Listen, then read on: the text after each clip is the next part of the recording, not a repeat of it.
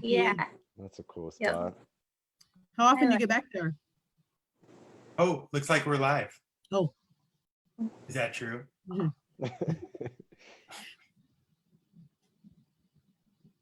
Team behind the scenes, is it true? Are we really on live? It says it. It says it. Yep. And we are live. Yep. Okay. So sorry we're a little late, everyone. There were some technical difficulties, but thank you for hanging in there.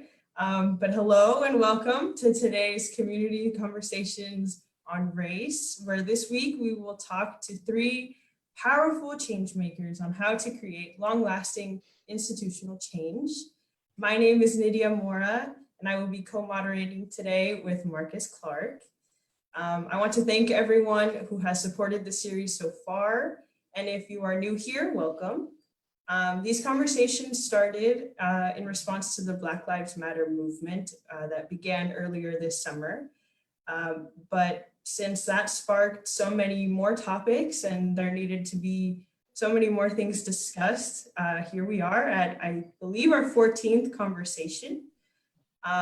So we will talk for some 45 minutes, maybe a little less now, but we will try to get some questions in from our audience, and that will be relayed to me and it'll be going around to all of you.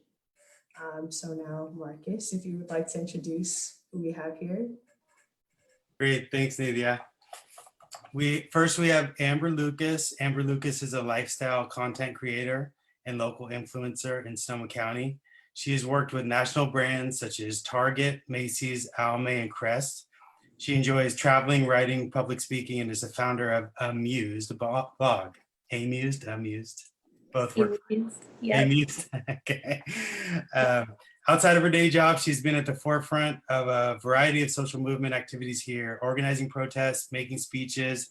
And actually, she was on one of our panels and was working with the local police chief on making some changes and making it safer for folks out there coming to protest.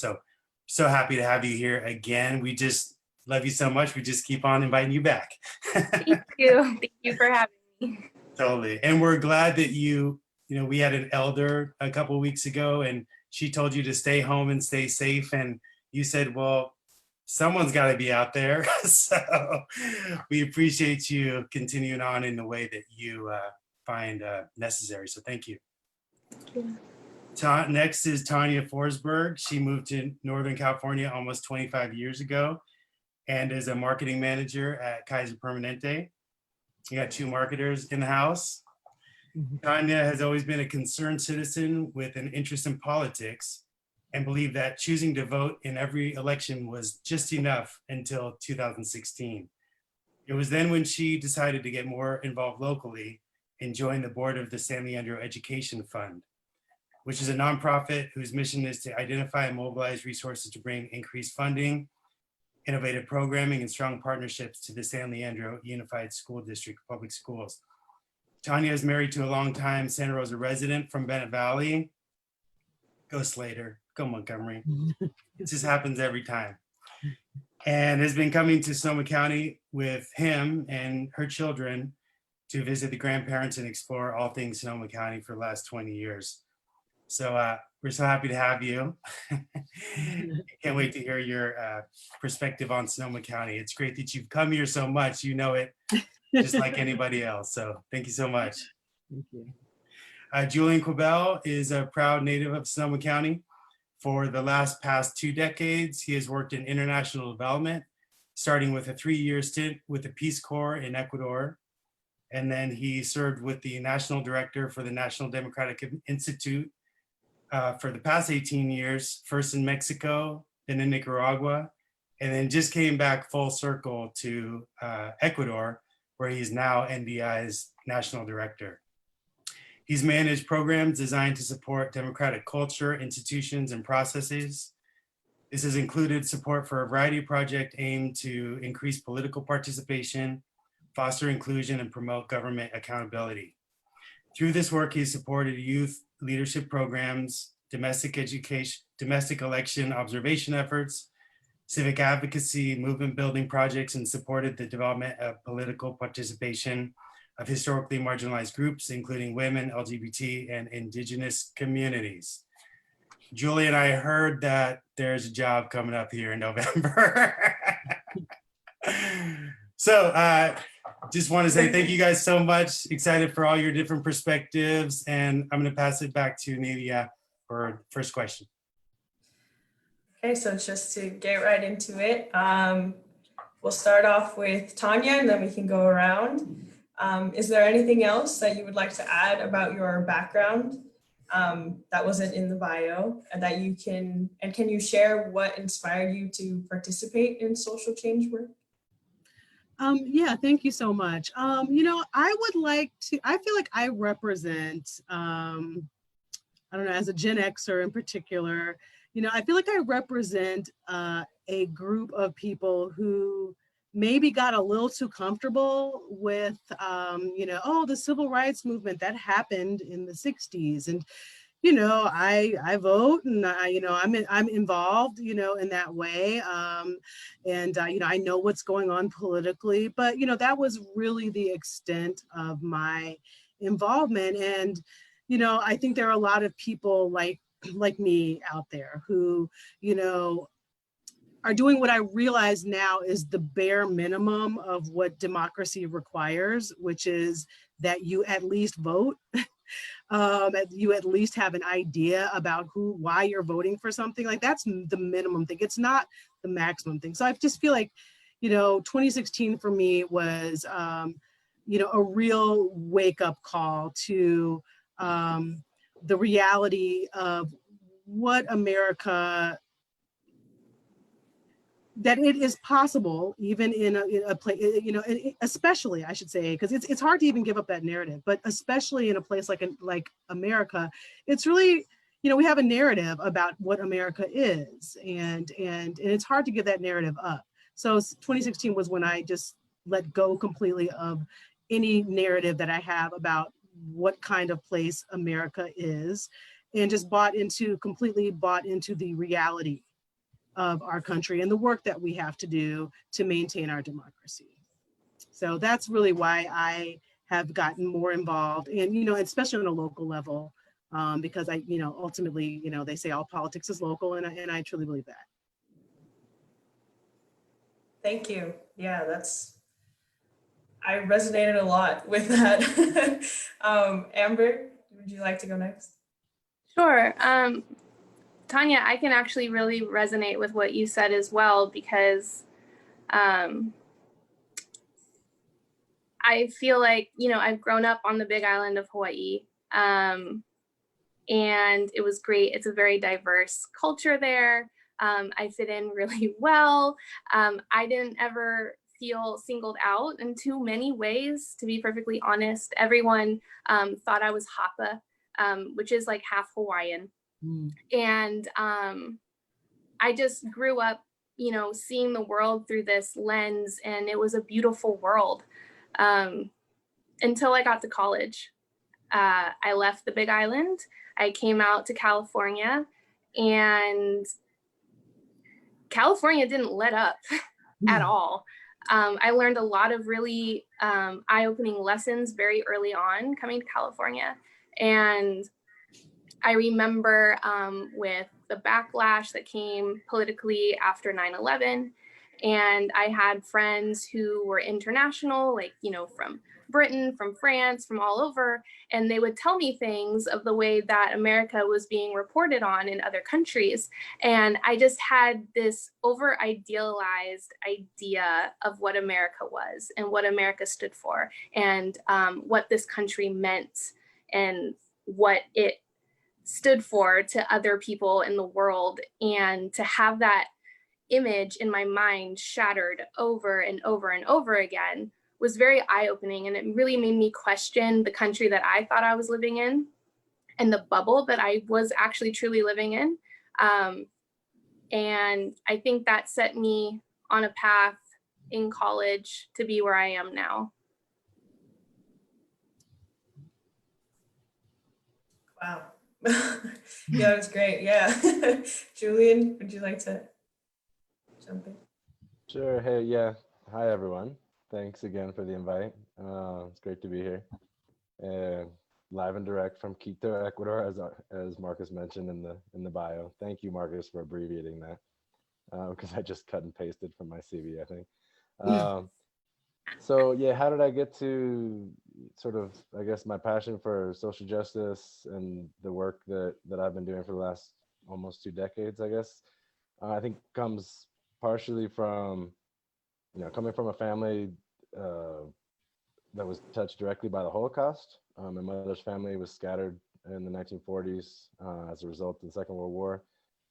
She really instilled in me sort of a commitment to social justice that sort of helped shape my decisions personally and professionally. Certainly traveling and sort of taking the scales away from my eyes and understanding that not everything is like it was in the idyllic scene that I grew up in Sonoma County, and wanting to add something, a small grain of support somehow for a cause larger than myself. And yeah, I guess it's interesting because I've listened to Tanya and Amber, and I think having traveled and lived outside the United States for 18 years, I sort of saw how difficult it is to consolidate a democratic system and how easy it is to lose it if there aren't folks participating in many different sort of aspects of the democratic ecosystem, and that has to be, committed elected officials, working within the rule of law and in solid institutions that uphold democratic values. But you also need active civil society. The United States has, in many points in its history, had that. I'm really heartened, honestly, to see how folks have organized around really important causes of social justice over the last, not only just in the last year or so, but certainly I would say over the last, since 2016, certainly. And I think that's really important, that there's a vibrant civil society and activists and folks advocating for their causes.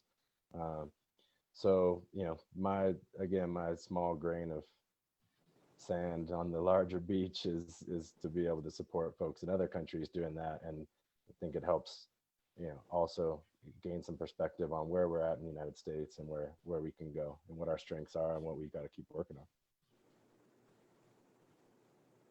Thank you. So I'm going to pass it on to Marcus for our next question.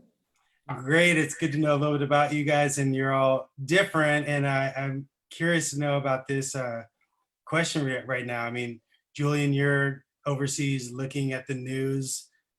Amber, you're in the streets oftentimes, meeting with police, getting tear gas, that kind of thing.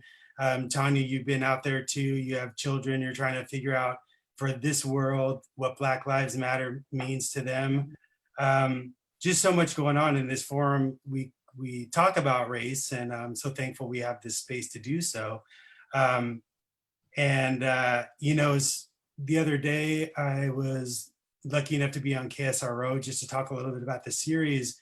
And it's funny, I mentioned you, Julian, because we were talking about this topic and talked about the sentiment of Black Lives Matter and the political movement. And there's a kind of a separation and connections between the two, and not to get too much into those definitions and whatnot, but it made me think about the Black Lives Matter movement and everything that's happening on so many different levels. So just from your guys' own perspectives, and just wondering if about your thoughts on the Black Lives Matter movement and any opportunities or challenges you see in achieving the goals of the movement.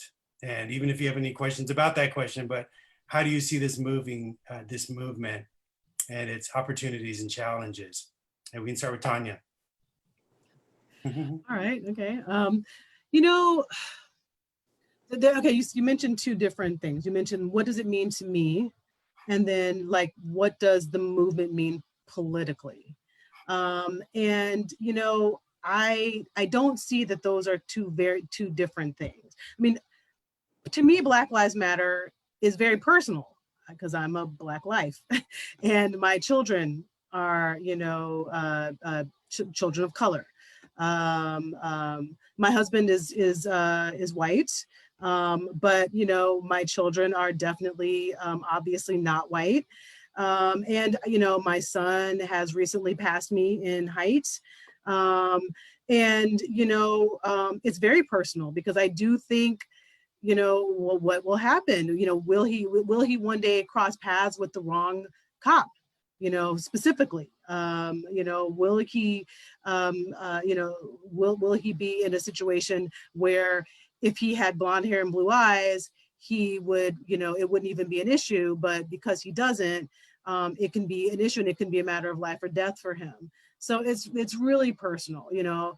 I mean, I've had my own personal situations. Obviously, every Black person my age has had a situation with where someone has, you know, said where, you know, I mean, a white person has said something, you know, that is, you know, that makes you feel a certain way, makes you feel upset, makes you feel marginalized, you know, and so there are those personal issues, but, you know, on a larger scale, you know, I think about how, you know, I often think that Black people are like the canary in the coal mine for America. And maybe, you know, oppressed people everywhere are always the canaries in the coal mine for their societies because they are the ones who are so immediately affected by any kind of anything that's negative that's going on in the society. Those people are the ones who feel it first and feel it more deeply.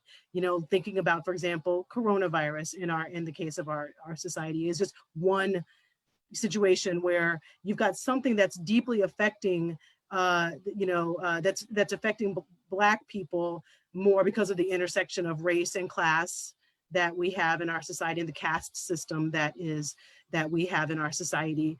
And then you see how that the fact that Black and brown people have been more affected with it has caused certain members, you know, certain people, you know, certain cohort in the white community to maybe not be as careful and to not care as much about coronavirus, even though it is affecting them.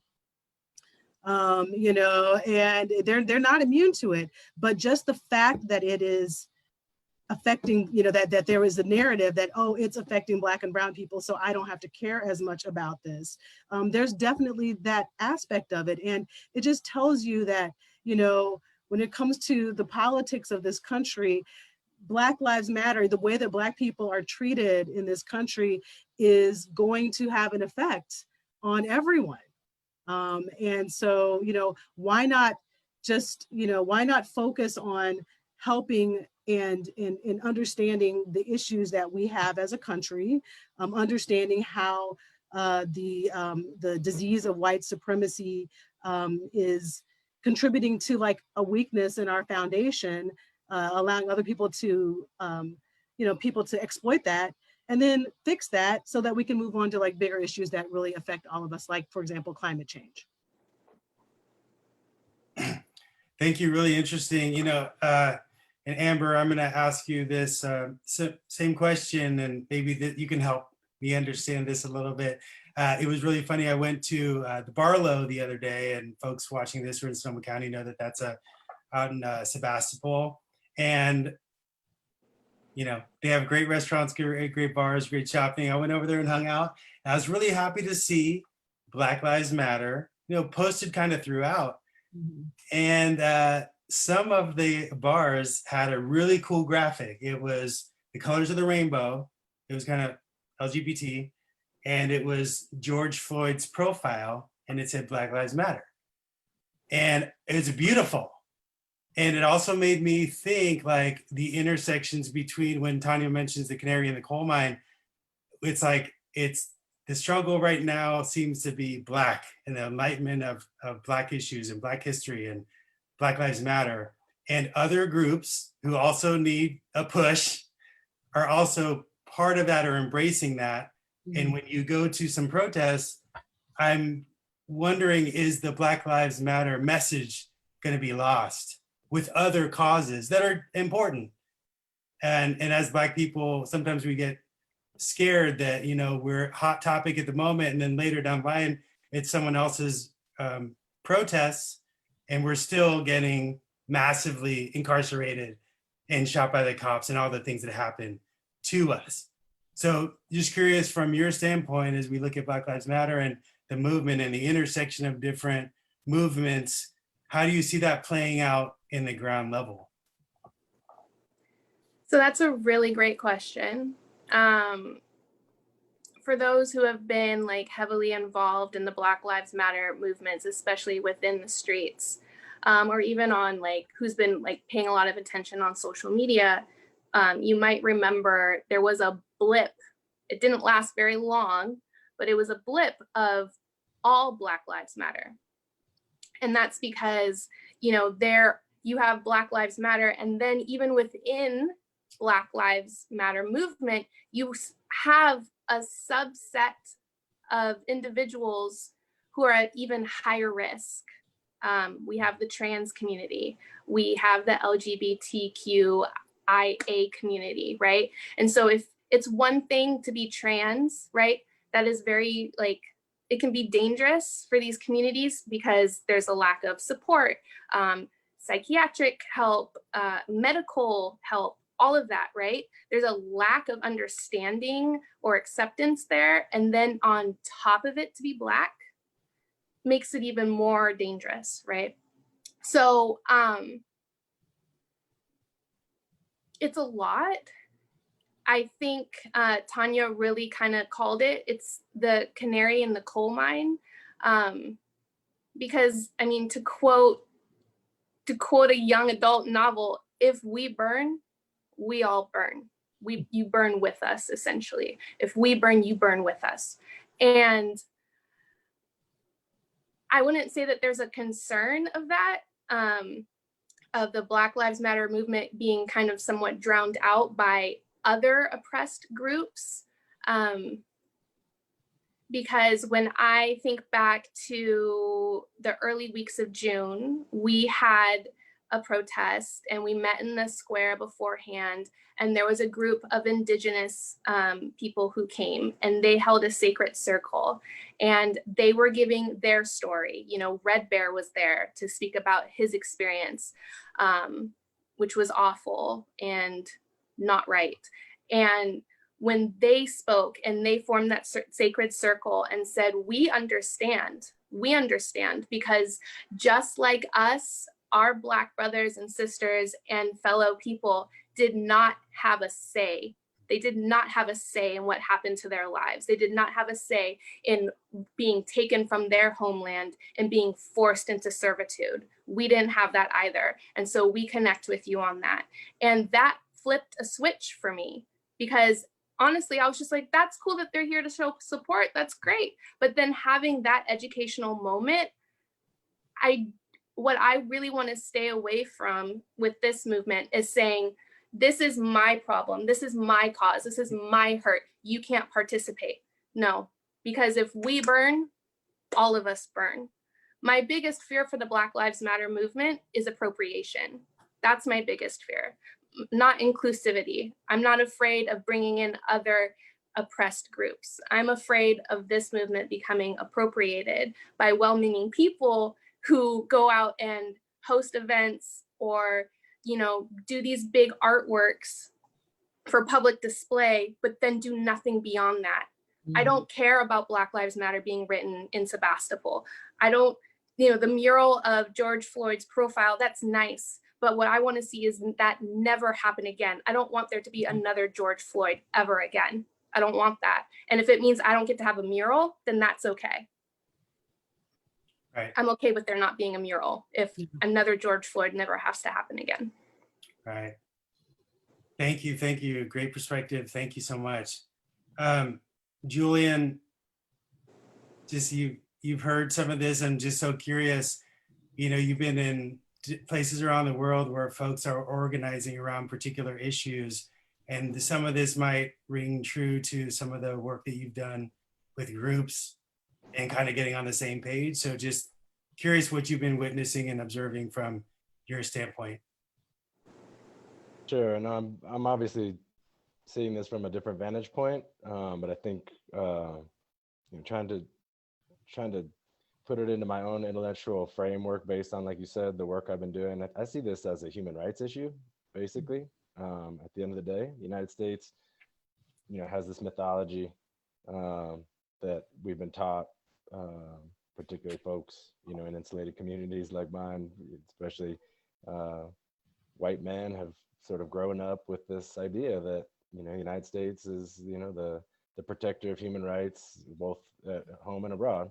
And what is clear and has become more clear is that we have a major human rights issue in the United States, one that's been around for a long time, one that people have organized around for at least the last 200 years, if not more, but one that always gets sort of, pushed off into a corner as, something that the United States doesn't project into the world, right? But I think there's people are pretty clear-eyed outside of the United States that we have a major human rights issue that needs to be solved.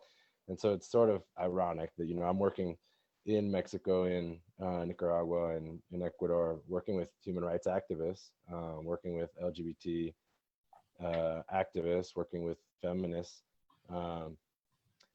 basically on issues of basic human rights. I think there's a huge opportunity, just to go back to this idea of sort of the opportunities of historically marginalized groups to come together, solidarity. There's a huge opportunity for solidarity right now. Working off of the Black Lives Matter movement, if there's a space there for folks to demand rights across the board. And again, coming from a perspective of somebody who's sort of behind the scenes supporting activists in other countries, I think it's very natural what's happening. Black Lives Matter was not born with George Floyd. There was years of work and awareness raising by activists, with national platforms and with local platforms. And it seemed to come to a head clearly with these just atrocious images of absolute brutality against George Floyd and other Black people in the United States. And they've created sort of a flashpoint, obviously a catalyst for even a change in public opinion. I think I read somewhere very recently that, there's now a net majority of people in the United States who feel some affinity with the Black Lives Matter movement broadly, right? I think that's a pretty major accomplishment. But I think, and so it's really heartening to see massive, sustained, peaceful protests across the country, folks from, of all ages, of all ethnic backgrounds, of all economic ranges, et cetera. That's great. And my fear, my challenge, I agree with and share Amber's fear of appropriation and sort of just this becoming just an empty slogan without any real change. But, I see this groundswell of support, massive, peaceful, sustained public protest. And it's a little scary to me because I've seen this happen in places like Nicaragua, in places like Mexico, in places like Ecuador. And if it's not channeled into effective strategies, organization, and mobilization, it very easily dissipates. The news cycle these days this is the way it has been forever. But right now it's even more in danger of sort of just being absorbed into larger sort of public discourse and sort of diluted.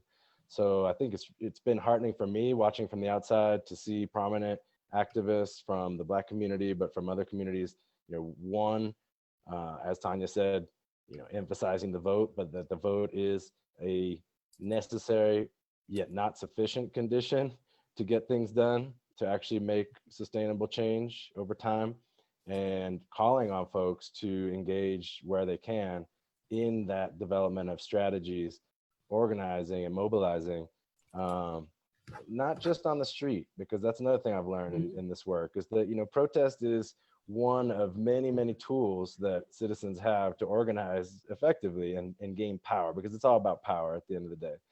You go back and read literature by Saul Alinsky and other organizers from 100 years ago, and they understood that this is about power. You need to be strategic. You need to understand what you're up against. You have to understand the political cycle and the process, and you have to organize thoughtfully. I think my personal opinion is that it's best that it be peacefully.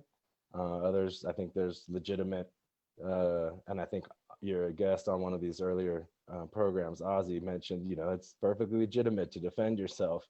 And Huey P. Newton had just as legitimate a response to the oppression that he was facing as Martin Luther King Jr. did with his nonviolent approach. But anyway, the idea is to be as strategic in your organization and mobilization as possible, engage in local politics, engage in national politics, do grass tops and grassroots advocacy, find those networks and find that solidarity with other communities that have successfully, in some cases, made progress. The LGBT community in the United States, I think, is an amazing example, and one that, that we've shared. In fact, we don't tend to share at NDI US examples, because the idea is not to export some notion of US democracy, but certainly the activism around LGBTI rights in the United States has been a very interesting and important example of how you can effectively organize and mobilize. So I think that's a great challenge, that it does not dissipate, that it becomes, a rallying cry for really effective advocacy at all different levels. Thanks so much. We should have borrowed you here for the last 2 years. Got ready. Seriously. I'm ready to come back. I'm ready to come back. Get done with Ecuador, and then Come back here. So I think we have another question from Nydia, and then for those who are watching, feel free to throw your questions in the chat, and then we'll ask our panelists your questions. So thank you. Yeah, so going back, Julian, to what you had said about how a lot of the time we're worried that this is going to just dissipate and get diluted amongst, everything else, and somehow find a way to escape the focus. And you said something about how we need to hone that into a specific point to make a greater change. So I just wanted to know your perspective and everyone else's on how we could really make a long-lasting difference. So just for our viewers and everyone watching or anyone who's interested, what is your advice for those people who are afraid to get political or are not sure where to begin besides just voting for what they believe is right? And how to move past that and not just become performative activists, but try to make true change in areas they may not be comfortable or fully aware or educated about.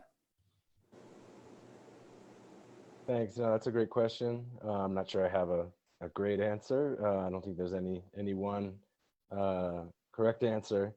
My sense is that there's a niche for anybody who's passionate about social justice to increase their participation. I think causes like Black Lives Matter are what get people involved. And I think it's, again, heartening to see in the United States that this is happening, not around only that issue, but around many issues. I remember the march in Washington for women's rights just recently after the inauguration of our current president. Things like that I think are great. Clearly not everybody can give up their job and dedicate themselves full-time to advocacy activism for a cause or launch themselves into electoral politics. But I think, we can all start by educating ourselves. There's so many resources available. We can see the pernicious effects of disinformation and the use of social media to sort of erode, divide, and polarize, but you can also, there's a lot of information out there. I think one of the things that I saw, I think even before George Floyd and this sort of like catalyzing moment in the United States was that the Black Lives Matter and it's the work that it was doing around, or that was being done around raising awareness was like creating opportunities for conversation. And I think it's really important that folks have, I think as was said in one of these earlier programs, it's important to have those uncomfortable conversations and start to learn how to articulate, the way that you see the world and help other folks understand that. particularly as you're working toward greater social justice. I think it's, we've all heard it now, calling folks out, see something, say something. Those are the sort of the small ways that everybody can get involved. It doesn't cost anything. It doesn't, you don't have to devote your life to politics. But I think, again, by educating yourself and understanding how to diffuse situations, how to have conversation. I remember actually, in fact, Tanya was my great teacher in that in one instance several years ago when, she heard something, directly directed at her with sort of white supremacist racist overtones from a child, and I had no idea how to react, and she really was very elegantly handled the situation. And I think the more that people like me can learn from people like Tanya and others who know how to handle those situations and can talk those things out and help folks understand where they're coming from, where their biases are, where their the deep-seated fears may be coming from, is really going to be helpful. And I would say, just like any other ecosystem, and I know that's sort of jargony, but, democracy and political participation is, there's a whole ecosystem, and there's different niches for everybody. There's going to be people on the vanguard pushing the limits out there on the streets like Amber, and there are going to be a lot of people who are not comfortable with that necessarily, but are very happy to volunteer, very happy to find those folks and their organizations and put their money where their values are. And all those things are important, and the ecosystem everybody cannot be under the spotlight and with the microphone and the bullhorn. A lot of folks have to be working behind the scenes, just getting folks fed, doing the strategic planning, engaging at different levels. So I think, my sense is that if you're passionate about any cause, you can find, and beautifully in the United States, there still is a vibrant civil society organized around any cause you can imagine. Yeah, that's true. And I think you can get engaged there and take it one level beyond just showing up to vote every 2-4 years.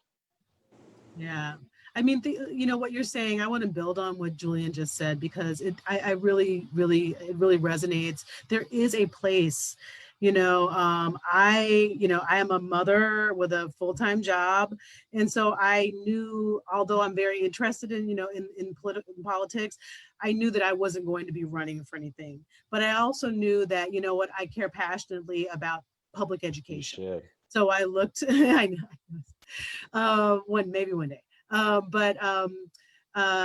When these kids are all out of the house. What I did think about was, okay, so I really am passionate about public education. We're choosing to send our children to public school here in San Leandro. And then how else can I get involved? And so I reached out and got involved with SLED. And I want to raise that, that for me is like, okay, it has so many intersections, public school, definitely impacts the lives of Black and brown children more than, at least in our area, more than white children. So I knew that was something that was important to me on a racial issue, as well as a local issue, as well as a public education issue. And, at the end of the day, people say they don't want to get into politics, but I'm sorry, every aspect of your life, like literally everything, everything, all the regulations, all the laws, whether you can build a shed in your backyard, how big it can be, where you can park on the street, where you're supposed to cross. I mean, like literally almost everything about your life is part of, there's legislation that has driven that part of your life. And that legislation didn't come from nowhere. It came from politicians who were elected to create these laws. So there's no escaping politics. You can pretend like you're not into politics, but that's like pretending that the sun doesn't rise every day, or the grass isn't green. It's a waste of time. So why not go ahead and get educated and get involved in aspects of your life that the decisions that are being made about your life and the lives of people that you love. And I think, sorry, just to really, really quickly build on that, We're really riffing off each other, Tanya. This is great. No, I think that's one of the challenges that we face when we're working abroad, as well as the sort of the demonization of politics as sort of this corrupt environment that nobody wants to really get involved in. And a lot of the education work we're doing, and I think we need to invest more resources in the United States as well as the civic education and getting young people to understand from the very early years that politics is not that. Politics is just as Tanya described it. It's all around you. It's all the decisions we made. It's a system by which folks look to resolve conflicts. And in a functioning democracy, that's really all it's about. It's a self-healing system that only works if people get involved. And if folks are complacent and sort of going back to Tanya's opening comments, it's easy to fall into just let things go, and you can be informed but not necessarily involved. I think there comes a point in time where we need to be investing resources for the new generations and ourselves getting involved as much as possible in the niche that works for you at that particular moment.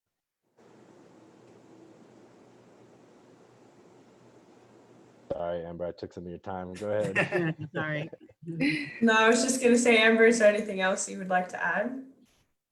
I think, in regards to, I have heard people say, oh, I'm not political, oh, that's nice that you protest, but I could never because I'm not political. And, I agree with what Tanya said. Every aspect in our day-to-day lives has been touched by politics. What we see on grocery store shelves, Prop 65, that's politics right there. But in regards to, making real change through people who still believe maybe that they're not political, I usually tend to hear that from two camps of people.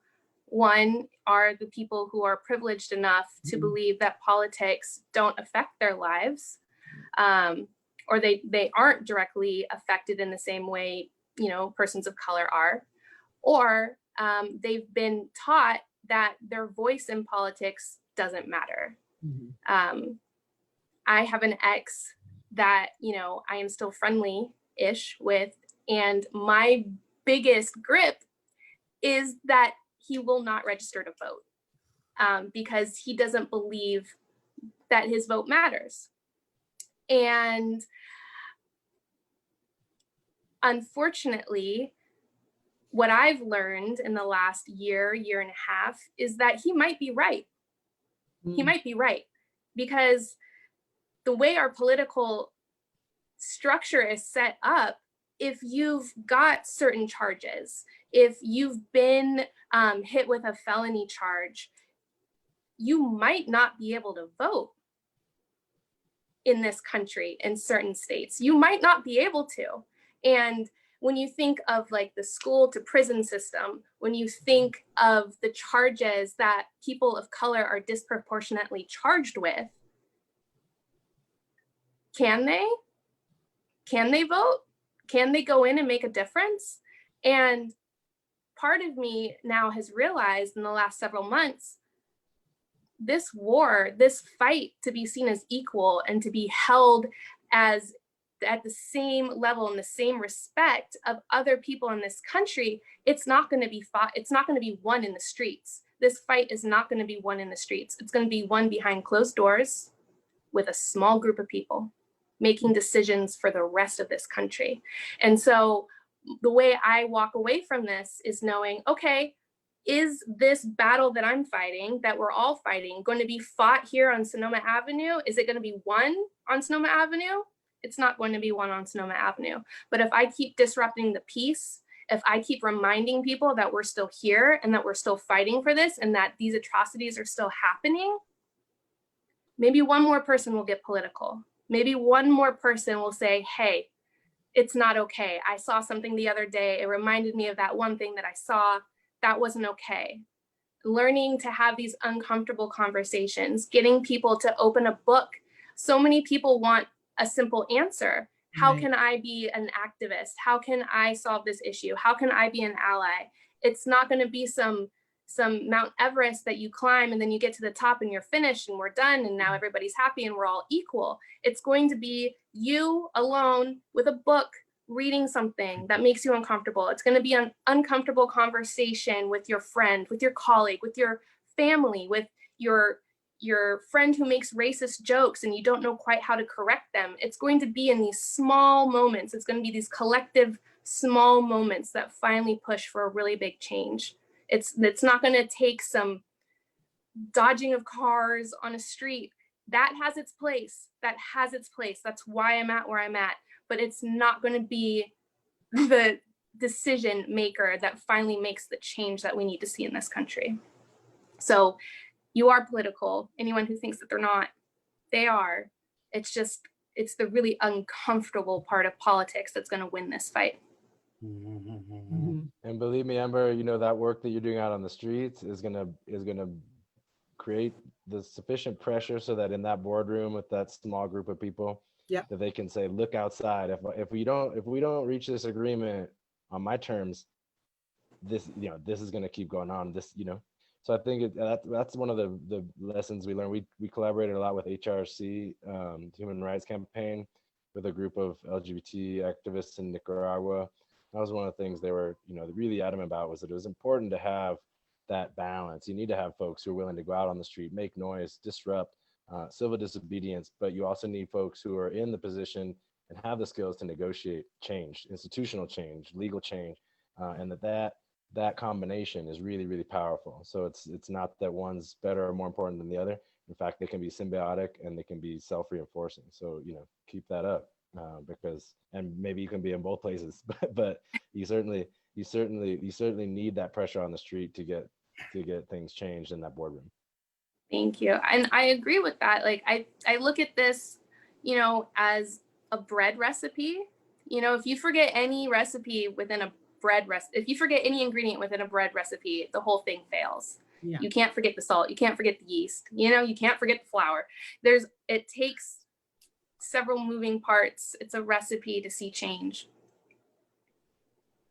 Awesome. So we have a question here. I know that it's 6:26. Thank you guys for all the watchers. We're just so thankful that you're watching this great conversation. Great, so much for us to think about. I know I'm inspired. You guys are sharing such great information. I'm going to share a question from the audience, and then I know Nydia, you have a question to wrap us up. This question is, what propositions and or measures do you feel are most important to focus on for this election to support the BIPOC community? The BI is, help me out. I know it's people of color, but BI is Black, Indigenous, people of color. Are there any, I got that. Are there any propositions or measures that you see are most important for us to focus on for Sonoma County, like coming up here? Yes. Go, Amber. There is Measure P. That helps create trust and transparency within the Sonoma County Sheriff's Department. We need third-party oversight. We need someone that the Sheriff's Department does not control, does not fund, and that can independently look over what the Sheriff's Department is doing. The IOLERO.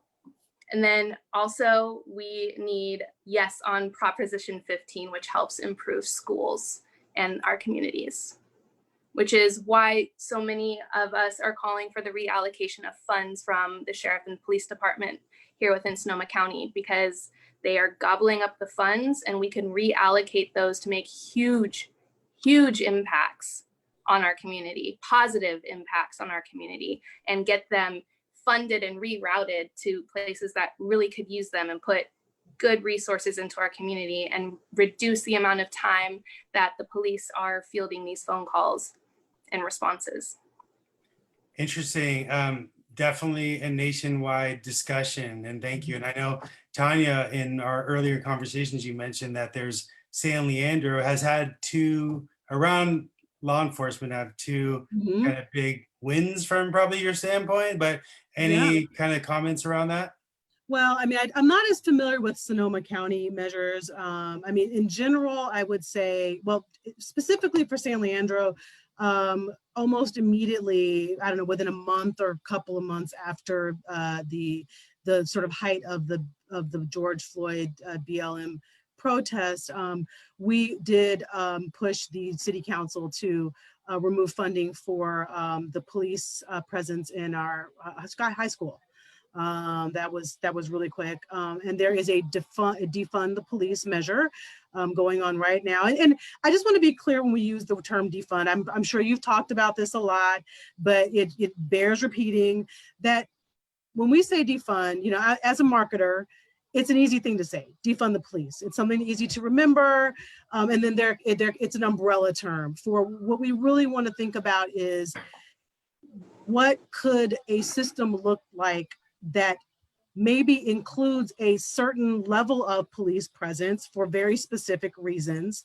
And then all of the other things that we have given to the police to do, maybe those can be done by some other public entity, public organization. All of the money that is going to police to do things that they really are not trained to do, why not take that money and put that into some place and give it to people who are truly trained to answer like mental health and answer, you know, homeless, you know, help homeless people and, you know, all those things. It really bothers me when we are in a situation where we're being asked to cut, you know, funds to the public schools, but the police have like a tactical vehicle that they, you know, this is San Leandro. Like they don't need a tactical, you know, assault vehicle. Okay, that's ridiculous. So, you know, so that's what's happening here. I would say anything that is going to increase, any measure that's going to increase oversight of the police, any measure that's going to help people vote, any measure that's going to give money to public schools and public entities, you should be supporting those things because that is how we make change. And that's how we help to build and strengthen the foundation of our society so that it can be a place that, you know, is more equitable. Amen and amen. And I don't know what's on the what the measures are at this point. I've been outside California for too long. But yes, all those issues I think are extremely important. Right on. Thank you guys so much. And Nydia? Thank you. Yeah, thank you so much. Thank you, Tanya, again for that explanation. I think a lot of people get it a little confused, so it's worth mentioning again. But just in closing, is there anything that you would like to leave our viewers with? Any final words? Me starting? Okay. Whoever wants to start. Okay. No. I just spoke to someone else. Someone else go first. I'm happy to just say thanks, guys, for the invitation. Sorry, Amber, to cut you off there. You know, I think this is part of that ongoing conversation that I've been really happy to see evolving over the last few years. I don't think it was something that these conversations did not happen when Marcus and I were growing up in Sonoma County. It's really great to engage in them. It's great that we have this platform. It's great that CAPS is investing its time and effort in bringing such, I shouldn't say that because I'm on the panel, but such great panelists together. But yeah, no, I think, you know, folks, I think, again, bottom line is you need to attack these root problems. I think the history of white supremacy in the United States and racism in the United States is a root problem going forward. It has been and will continue to be going forward until it's addressed. Just like this defund the police confusion, I think the key is attacking the root problems, and militarizing the police is not going to solve the root problems of mental health, lack of education funding, etc. So, you know, to the degree that folks can get involved in Sonoma County, in California, in the United States, and in the world to promote equality, promote social justice and human dignity, I think we're going in the right direction. And again, thank you, Amber, and thank you, Tanya, for all the work you guys are doing, Nydia and Marcus as well, and CAPS and the whole crew. Thanks for the invite.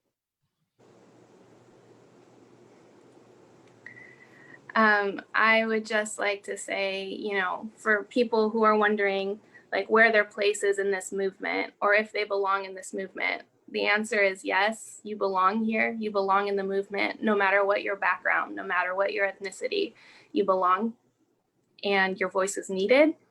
And I struggle personally as, you know, a biracial Black female. I struggle with wondering where I, as a Black female, fall into because I hear a lot, it's not Black people's job to educate you. I hear that a lot. And I struggle with that because everybody's got the same kind of Google. If they have a phone, if they're watching this live, they've got access to the same Google I do. But they don't have access to my experiences, and they don't have access to what it means to be Black and biracial in America. And I've taken the side of I will educate when I can, when I have the energy, and get uncomfortable. We're not going to get anywhere in this movement if you're not willing to get uncomfortable. Get uncomfortable. Have those really awkward conversations. Fall flat on your face. Make mistakes. Offend someone, but keep talking and be willing to learn. Because if you're not willing to learn, we're not going to get anywhere. I don't want to march in the streets, dodging cars, talking to Sheriff Essick, talking to Chief Navarro for nothing. I don't want this to be for nothing. Please get uncomfortable. Read, educate, Google, ask the really awkward questions, whisper them if you have to, if you're so uncomfortable to do it, but it's okay, just do it. There's only reward on the other side. Trust me, just please get uncomfortable and educate yourselves. We'll make it through. We have to make a better tomorrow. We really do. And it might not happen tomorrow, and it might not happen within the next 3, 4, 5, 10 years. I might not see the results that I'm hoping so desperately for in my lifetime, but I know they're coming. If we keep fighting, they'll come. So please stick with us. Thank you for being here. I'm going to just cut in real quick before we give you your last words, Tanya. But Amber, what is the change you're trying to see for tomorrow? I want to see Black faces in every room that there's a white face. I want to see Black women in every room where there's been a white man's face.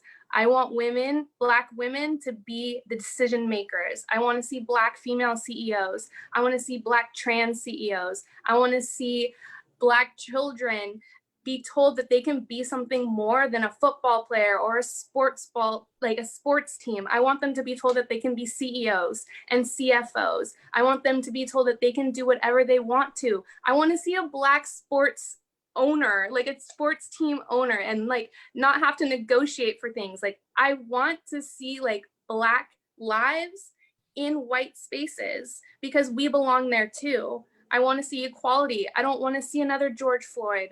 I don't want to see another Breonna Taylor. I don't want to see another Andy Lopez. I'm tired of it. I don't want it anymore. And I want to see the reallocation of police funding because it's ridiculous in this county. If you know how much money they get every year, it's absolutely absurd. And I want to see people make positive changes and to be judged, like Martin Luther King says, by the content of their character and not by their skin color. Not to not see the skin color, that's an importance. I want them to see the skin color, but not to be judged by it. Thank you so much. Well, we want to see more of you. So thanks so much. Thanks for sharing the vision. Thanks so much. And Tanya, your okay, last yeah, thought. you know, I want, in the words of the great James Baldwin, a great American, not just Black American author, a great American intellect and author. People who shut their eyes to reality simply invite their own destruction. And anyone who insists on remaining in a state of innocence, long after that innocence is dead, turns himself into a monster. And what we're seeing in America right now is the, is the culmination of these blinders, this fake innocence that has gone on for too long in this country. Black people have been fighting for our freedom and for equality for 400 years. And we're going to keep fighting.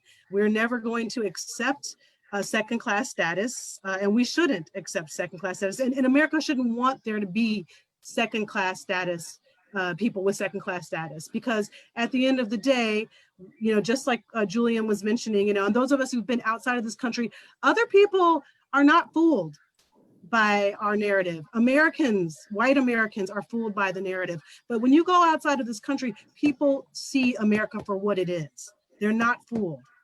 And so we have to stop fooling ourselves so that we are not so weakened that someone can come in with a few Facebook ads and change the course of an election.